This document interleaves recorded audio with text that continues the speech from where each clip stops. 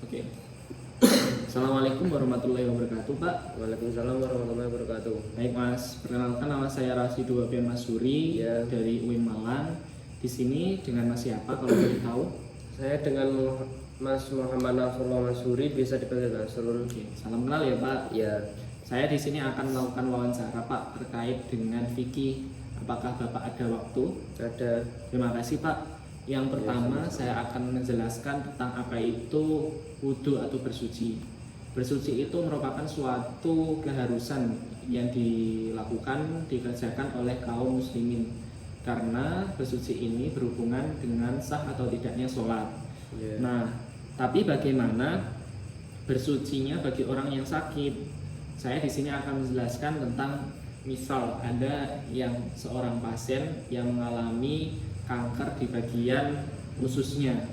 Nah, karena kanker yang di bagian usus itu menyebabkan dia harus dipotong ususnya dan dilakukan suatu prosedur untuk memindahkan kotoran itu keluar tubuh. Jadi ada kantong yang itu namanya adalah kantong stoma, itu terpasang di bagian perut dan itu berisi kotoran sehingga si pasien itu tidak bisa mengendalikan buang hadas besarnya, dia tidak bisa mengendalikannya. Nah, di sini saya akan menjelaskan, Pak, bahwa bersuci bagi orang yang ada stomanya itu maka tidak diwajibkan terlalu bersih. Dalam artian seperti ini, bila mana kantong stomanya itu kotor dan tidak bisa dibersihkan secara maksimal, maka hendaknya itu dibersihkan meski dibersihkan sebisanya. Dan ini menunjang menimbang apabila seorang pasiennya itu jatuh sakit dalam kondisi yang parah. Maka bila kondisinya itu terlalu parah kan akan ditakutkan bila membersihkannya itu terlalu bersih, terlalu kuat, maka kondisi pasien akan turun. Bila mana itu mencakup tentang kondisi kesehatan pasien yang menurun, maka pembersihan stomanya itu bisa dihindarkan karena itu dimakfu dalam agama. Kemudian saya izin untuk menjelaskan tentang bersuci bagi orang yang amputasi. Bapak ngerti ya? Masnya ngerti amputasi? Ya, ngerti. Amputasi itu kan dipotong, Pak, bagian tubuhnya.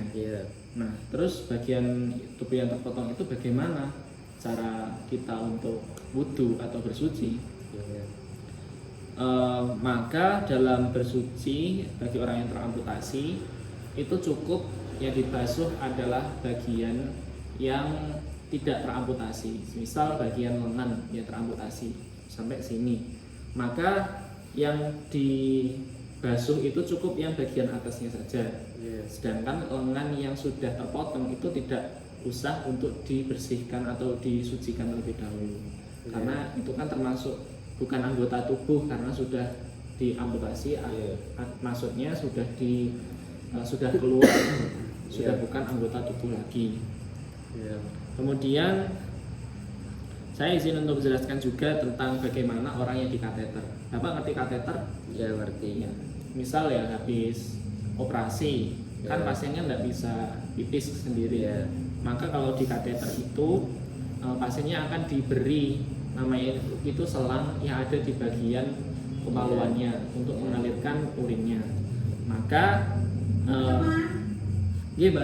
maka untuk bersucinya itu ada dalam suatu dalil dan dimaafkan najis yang sedikit pada selisih baul di pakaian atau anggota tubuh, merujuk pada kondisi sholat yang demikian. Itu pada Hasyiatul Jama'al Minhaj juz 1 halaman 242. Sehingga bila di dalam kondisi pasiennya itu bisa kateternya itu bisa dihentikan, maka hendaknya dilepas sebelum sholat. Tapi kalau dihentikan itu tidak bisa, maka cukup sholat dengan menggunakan kateter yang terpasang itu tidak apa-apa. Karena sebenarnya Islam itu adalah agama yang memudahkan hambanya, tidak mempersulit.